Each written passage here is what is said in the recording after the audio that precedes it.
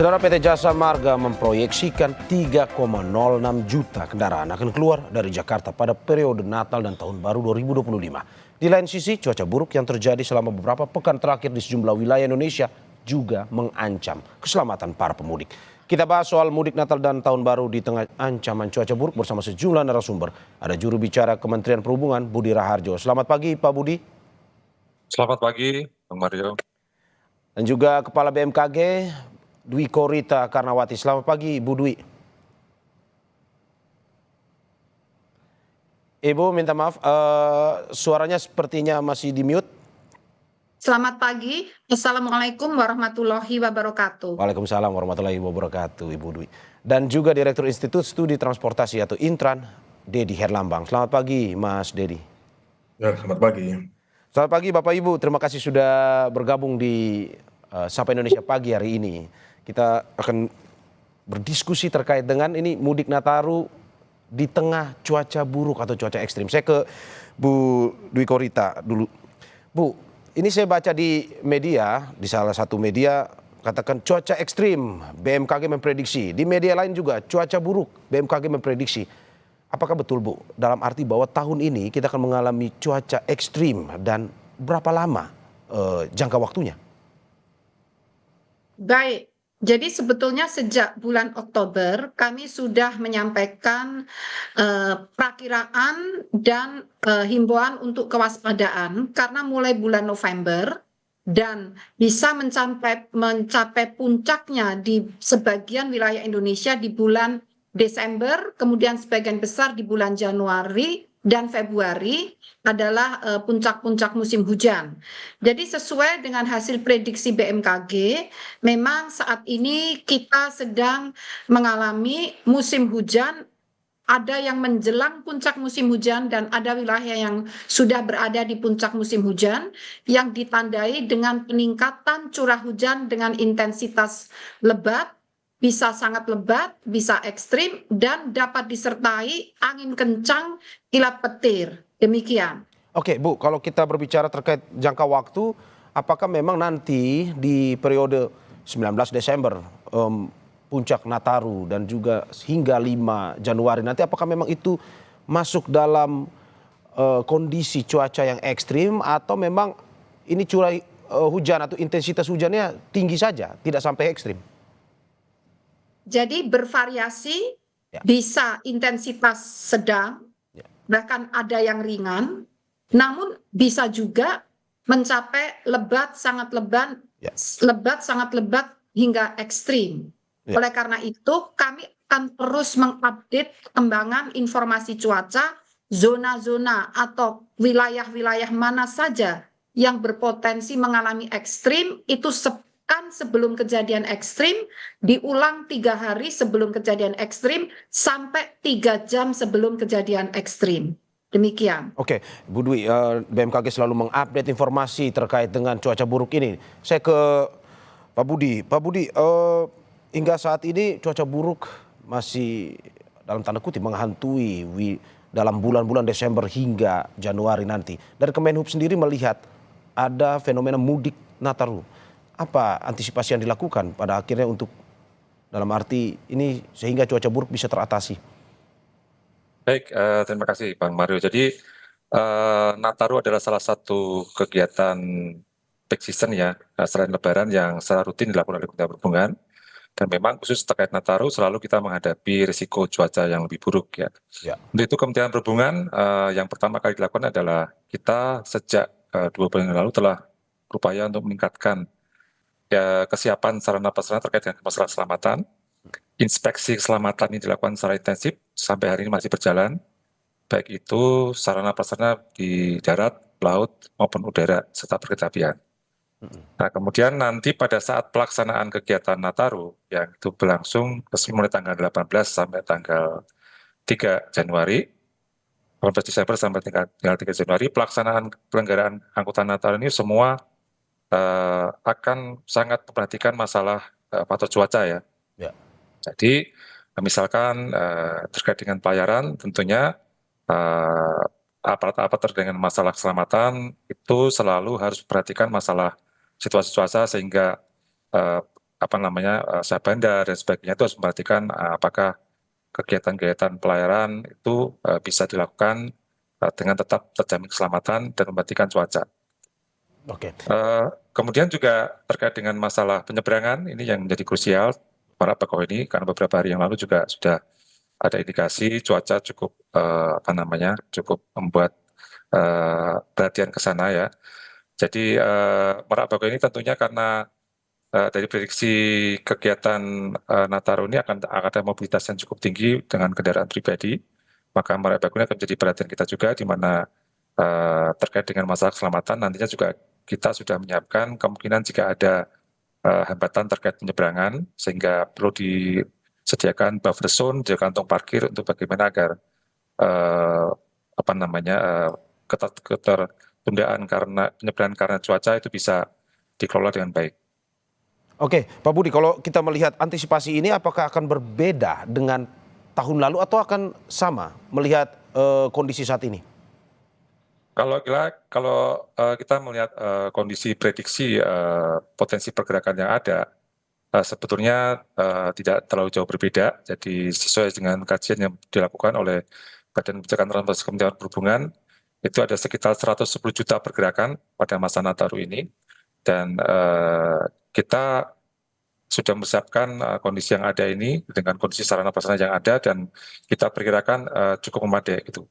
Hanya saja sekali lagi memang poin-poin yang menjadi perhatian saat ini adalah masalah keselamatan, sehingga sekali lagi Bapak Menteri Perhubungan juga sudah memberikan perhatian, beliau juga langsung terjun sendiri untuk bagaimana melakukan inspeksi keselamatan di beberapa titik-titik atau kondisi sarana prasarana yang memang membutuhkan perhatian. Demikian.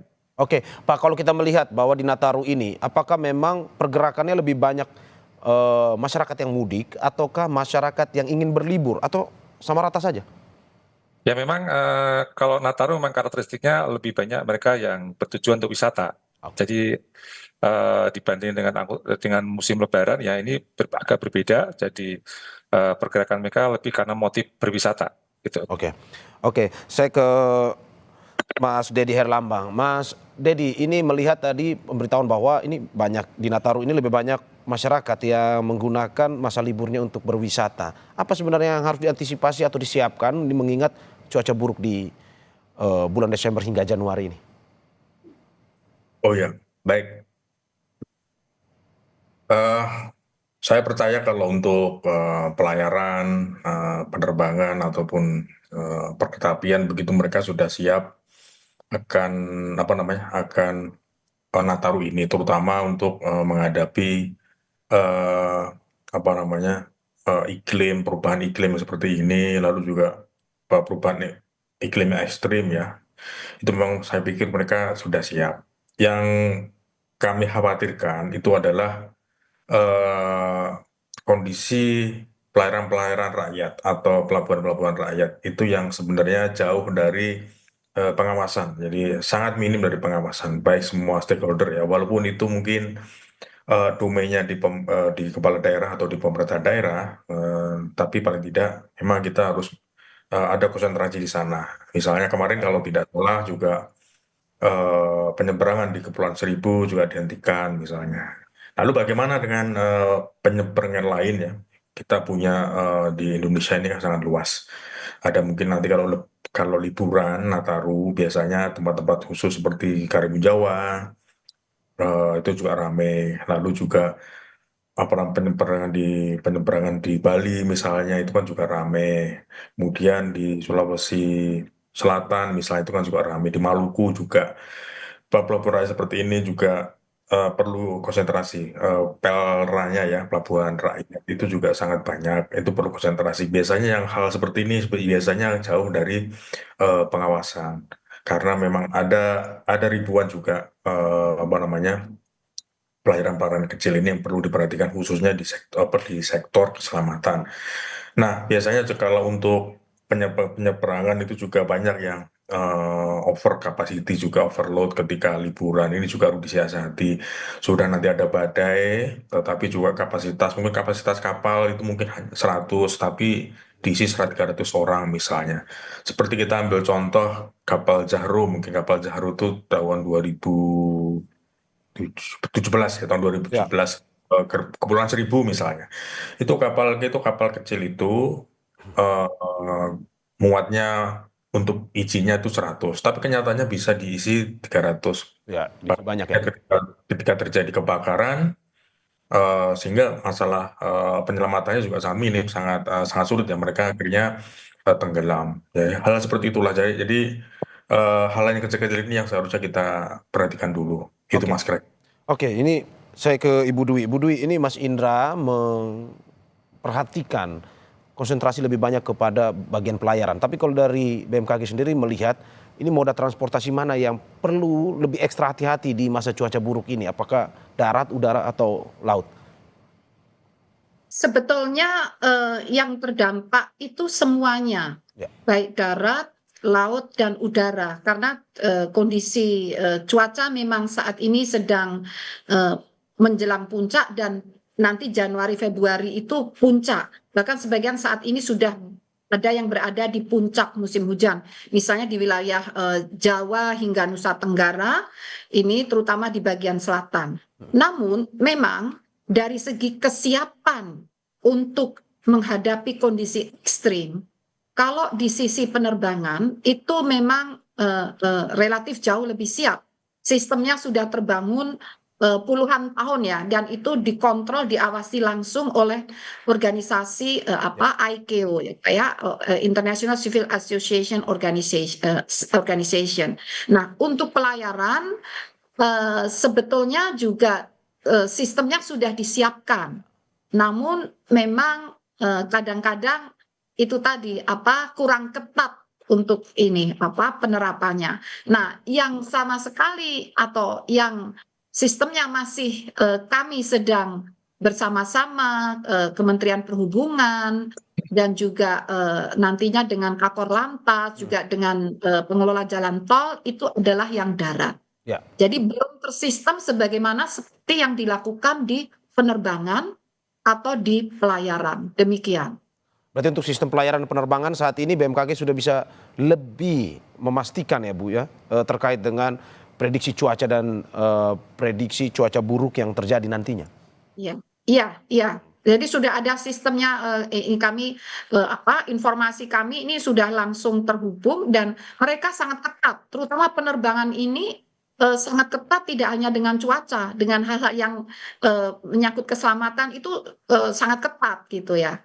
Tapi kalau darat itu kan lebih ke kemandirian ya. Tidak ada yang pengawas yang seketat di penerbangan seperti itu. Berarti ini sebuah early warning Bu untuk mereka yang menggunakan moda transportasi darat untuk lebih berhati-hati sebenarnya. Betul sekali, karena kalau dibandingkan tahun lalu, fenomena cuaca yang kali ini memang lebih kompleks dan relatif lebih ekstrim dibandingkan tahun lalu. Tahun lalu itu kita diuntungkan adanya El Nino, sehingga musim hujannya itu relatif tidak relatif di bawah normal begitu. Ya. Nah, kali ini kita diperkuat adanya La Nina. Ya. La Nina itu kebalikan El Nino justru meningkatkan curah Curah hujan hujan. ya. Ya, hingga 20%, belum lagi ada gelombang ekuator, ada Maiden Julian Oscillation, itu kumpulan awan hujan yang bergerak dari arah barat, dari Samudra Hindia, yang semuanya akumulatif meningkatkan curah hujan, dan belum lagi bermunculan sirkulasi siklonik atau bibit-bibit siklon. Demikian. Jadi ini sebetulnya darat itu memang perlu lebih mewaspadai, dan juga laut. Karena langsung kalau ada sirkulasi siklonik, bibit siklon, itu kan berpengaruh pada gelombang tinggi, angin kencang, kemudian kecepatan arus. Demikian. Oke, saya ke Pak Budi. Pak Budi, ini melihat ada early warning dari Bu Dwi Korita yang mengatakan bahwa kalau untuk penerbangan dan pelayaran sudah lebih maju sistemnya untuk memprediksi ini cuaca buruk dan bagaimana antisipasinya. Tapi kalau untuk darat kita lihat bahwa memang masih tergantung kondisi di lapangan. Karena kita lihat dari Jasa Marga kemarin ada 3 juta kendaraan yang akan melintas selama mudik Nataru ini. Ini antisipasinya seperti apa? tidak hanya untuk darat tapi untuk seluruh moda transportasi sebenarnya. Baik, terima kasih. Terkait dengan masalah gangguan cuaca terkait dengan moda darat, kita ketahui memang dari prediksi yang dilakukan oleh Kementerian Perhubungan memang lebih dari separuh masyarakat yang melakukan perjalanan pada Nataru nanti akan menggunakan kendaraan pribadi. Ya, berarti adalah mobil dan juga sepeda motor. Dan saya kira untuk terkait dengan masalah cuaca ini terbagi dari berbagai macam kewenangan ya. Kalau kita bicara lintas jalan nasional, tentunya kita bicara kewenangan pemerintah pusat. Kalau kita bicara jalan tol, teman-teman di Jasa Marga telah memetakan itu peta-peta daerah rawan genangan dan rawan longsor di Trans Jawa maupun Trans Sumatera. Dan mereka sudah menyiapkan rencana mitigasi apabila terjadi masalah genangan atau longsor. Ya, itu kalau tidak salah dibagi dalam beberapa wilayah, itu ada Jabodetabek dan Bandung, Jawa Tengah dan Jawa Timur untuk Trans Jawa. Dan mereka sudah memetakan apa saja yang akan punya potensi di wilayah potensi terkait dengan genangan dan longsor tersebut. Kemudian kalau terkait dengan masalah di luar itu di wilayah-wilayah daerah, karena memang pergerakan nanti juga akan terkait dengan masalah pergerakan aglomerasi, karena motif dari perjalanan pada Nataru ini kebanyakan wisata, maka perjalanan di wilayah aglomerasi ini akan menjadi sebuah perhatian juga, dan ini memang menjadi kewenangan pemerintah daerah. Jadi untuk terkait dengan Nataru sendiri sudah dilakukan berbagai macam koordinasi, melibatkan semua instansi, ada 14 unit instansi, termasuk dalam ini adalah pemerintah daerah melalui Kementerian Dalam Negeri, untuk bagaimana bisa menyiapkan kondisi-kondisi yang perlu diantisipasi terkait dengan masalah kelancaran Natal dan Tahun Baru ini, termasuk bagaimana antisipasi bencana dan gangguan cuaca di daerah. Oke. Demikian. Antisipasi terus dilakukan, dan kalau kita ingin tahu Pak, sebenarnya titik-titik di mana saja, khususnya tol Trans Jawa ini yang diberikan perhatian lebih oleh pihak pemerintah. Jadi teman-teman di Jasa Marga telah memetakan di Trans Jawa itu ada sekitar 54 titik ya rawan longsor. Kemudian itu di wilayah lokasi terkait dengan jalan tol di Jabodetabek, kemudian di Trans Jawa itu ada 43 titik, dan sudah dilakukan antisipasi tentang penempatan early warning system bersama dengan BMKG dan PU. Ini memang sebenarnya wilayah dari Kementerian PU, Mas Mario. Jadi pihak Jasa Marga telah mengantisipasi tersebut, dan di dalam rapat koordinasi kita mendapatkan informasi bahwa mereka secara dini telah melakukan hal tersebut. Oke, saya ke Mas Dedi. Mas Dedi, melihat tadi ada peringatan dari BMKG terkait dengan moda transportasi darat dan juga persiapan dilakukan oleh Kemenhub untuk moda transportasi darat. Apakah memang setiap tahun di masa cuaca buruk ini moda transportasi darat menjadi salah satu moda yang paling susah untuk kita akhirnya antisipasi terkait dengan cuaca buruk dan perlu penanganan yang lebih ekstra? Baik, kalau untuk transportasi darat, saya pikir kalau untuk transportasi darat ya, khususnya untuk mungkin jalan tol atau jalan nasional, saya pikir kalau ada bencana, entah itu banjir atau longsor, Ya. mereka bisa berhenti atau bisa menghindari. Mungkin mereka sudah siap akan mitigasi. Tapi khusus untuk angkutan perkeretaapian, nah ini sulit karena rel ini kan cuma satu ya. Kalau semisal terjadi banjir atau longsor, ya sudah pelayanan akan terganggu. Seperti contoh kemarin itu di Blitar misalnya. Di Blitar untuk lintas Solo Malang misalnya juga terganggu karena terjadi banjir sekitar 3-4 hari sehingga kereta tidak bisa lewat sana. Pada akhirnya keretanya muter. Sehingga kasus ini tentunya akan mengganggu pelayanan kereta api itu sendiri. Khususnya nanti kalau untuk Nataru, nah memang ini perlu mitigasi-mitigasi yang ekstra ya. Mengapa dengan tingkat akumulasi pengguna ataupun pelanggan kereta api, jika nanti terjadi semacam banjir misalnya atau longsor misalnya, longsor yang sering terjadi di kereta api misalnya di lintas Jakarta Bandung misalnya, dan itu kalau longsor, kalau kereta api jelas tidak bisa menghindar, Kalau mobil atau kendaraan itu bisa menghindar, tapi kalau kereta api tidak bisa menghindar, pada akhirnya juga terjadi kecelakaan, mungkin keretanya guling atau sejenisnya. Sehingga ini memang perlu mitigasi-mitigasi, khususnya yang titik-titik rawan di perlintasan kereta api, itu juga perlu disiasati lagi, khususnya di pengawasannya.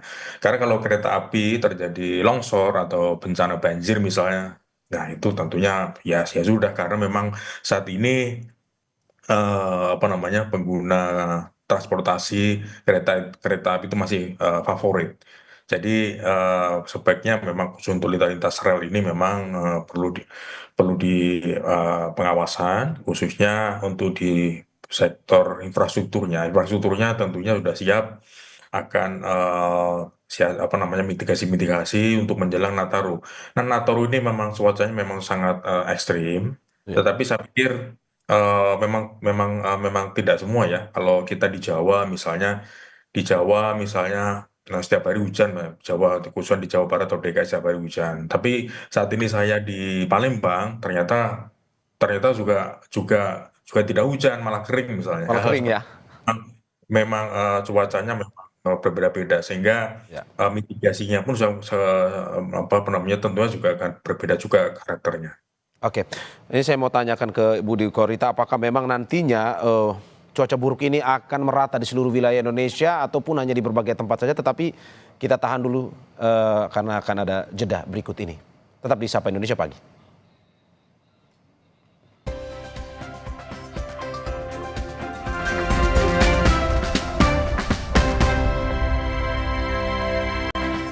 Terima kasih masih di Sapa Indonesia Pagi bersama saya Mario Sarung, bersama narasumber saya ada juru kebicara Kementerian Perhubungan Budi Raharjo, Kepala BMKG Dwi Korita Karnawati, dan Direktur Institut Studi Transportasi atau Intran Dedi Herlambang.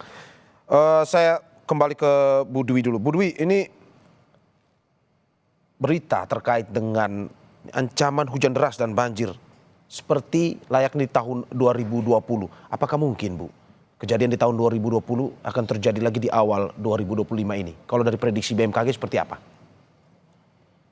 Jadi berdasarkan fenomena alam yang memicu terjadinya banjir di Jabodetabek tahun 2020, itu ada kesamaan, Ya. yaitu terutama saat itu juga berada pada menjelang puncak musim hujan dan transisi ke puncak musim hujan. Kemudian juga terjadinya Madden-Julian Oscillations yang saat ini sedang berlangsung Ya. dari kumpulan awan dari arah Samudra Hindia. Kemudian juga saat itu terjadi seruak udara dingin dari dataran Tibet di Asia yang memicu terjadinya angin kencang, hujan lebat ya. Dan saat ini kami sudah mendeteksi, diperkirakan itu juga akan terjadi di menjelang akhir tahun. Saat Oke. ini kondisi dan kemudian saat ini bedanya apa? Saat ini lebih banyak bermunculan bibit-bibit siklon. Ya. Saat itu bibit siklon tidak sebanyak saat ini. Kemudian saat ini ada fenomena La Nina lemah. Saat itu tidak terjadi. Jadi hal ini yang menjadi dasar analisis untuk memprediksi kurang lebih atau prospek seperti apa cuaca di akhir tahun. Jadi skenario terburuk, jadi kami menggunakan skenario terburuk adalah kurang lebih seperti itu. Namun kami sudah berkoordinasi di bawah Menko PMK, juga dengan BNPB, dengan berbagai kementerian. Kami saat ini sedang berjuang, berupaya itu jangan terjadi. Jadi misalnya BMKG dengan BNPB mulai beberapa hari lalu ini sudah mengkredit itu mencicil awan-awan hujan yang diprediksi akan terus meningkat, kami lakukan modifikasi cuaca. Oke. Jadi kami sedang berjuang ke arah sana bersama BNPB dan berbagai kementerian terkait. Demikian. Oke, Bu, berarti saya hanya butuh penegasan bahwa memang akan berulang di awal tahun 2025 ini dan lebih ekstrim kalau dari pernyataan Anda. Prediksi itu ya kurang lebih sama ya. Namun dengan diprediksi itu kami berupaya itu jangan terjadi. Ya. namun masyarakat juga perlu waspada. Jadi saling bergotong royong, berkontribusi untuk mencegah Betul. itu terjadi meskipun fenomenanya mengarah ke sana. Oke. Demikian. Ibu tadi sudah menyinggung bahwa ada beberapa langkah yang sudah dilakukan seperti modifikasi cuaca. Ini berapa persen, Bu? Pada akhirnya bisa mengantisipasi agar ini tidak terjadi cuaca ekstrim ini? Itu tergantung ada berapa fenomena yang harus dihadapi. Ya. Nah, misalnya tanggal 78 itu yang kami hadapi adanya bibit siklon yang ada di sebelah kurang lebih barat daya Banten Selatan di Samudra Hindia. Tanggal 78 kami bisa memodifikasi mengurangi curah hujan sebanyak 67% tanggal 78. Tetapi tanggal 9 menguat, kami kemampuannya menurun. Tidak sampai 67%, bahkan mungkin hanya sekitar 20%. Ya. Itu satu fenomena. Ya. Nah, besok itu saat ini yang sedang mulai ekskalasi itu kan fenomenanya terus bertambah. Betul. Sehingga kami pun bersama BNPB dikoordinasikan Menko PMK mencoba akan melakukan modifikasi cuaca 24 jam. Kemarin kami kalau matahari terbenam harus turun pesawat. Ini kami sedang menyiapkan pesawat yang bisa terbang malam. Karena awan-awan hujan itu tumbuh dengan cepat di malam, dini hari hingga subuh. Oke. Kalau kita memulainya sudah pagi, siang, itu sudah terlambat. Oke. Demikian. Oke, saya ke Pak Budi. Pak Budi, melihat ini bahwa ada prediksi yang dilakukan, terus juga antisipasi yang diberikan. Bagaimana Kemenhub melihat hal ini? Terutama ini mengawasi stakeholder-stakeholder yang bekerja sama ataupun menyediakan jasa transportasi terkait dengan persiapan mereka, keamanan mereka, kenyamanan mereka dalam memberikan pelayanan selama Nataru ini. Baik, seperti tadi saya sampaikan, untuk persiapan kita sudah melakukan sejak lama ya, sejak bulan Oktober kemarin untuk kesiapan tentang aspek keselamatan. Terkait dengan masalah penyelenggaraan Nataru nantinya, kami akan ada posko nasional yang ada di Kementerian Perhubungan, di mana posko tersebut akan melibatkan ke seluruh instansi dan stakeholder yang terkait dengan penyelenggaraan Nataru, baik itu pemerintah maupun operator. Jadi diharapkan dengan kondisi posko tersebut kita bisa melakukan koordinasi dengan lebih cepat, kemudian tentunya bisa mengambil keputusan jika ada hal yang perlu diputuskan terkait dengan masalah kejadian yang ada di penyelenggaraan Nataru. Oke, terakhir saya ke Mas Dedi. Mas Dedi, bagaimana melihat bahwa ada prediksi di awal Januari 2025, akhir tahun 2024, perkiraan cuaca ekstrim dan juga persiapan melihat bagaimana pada akhirnya moda transportasi ini bisa berjalan lancar? Ya, baik.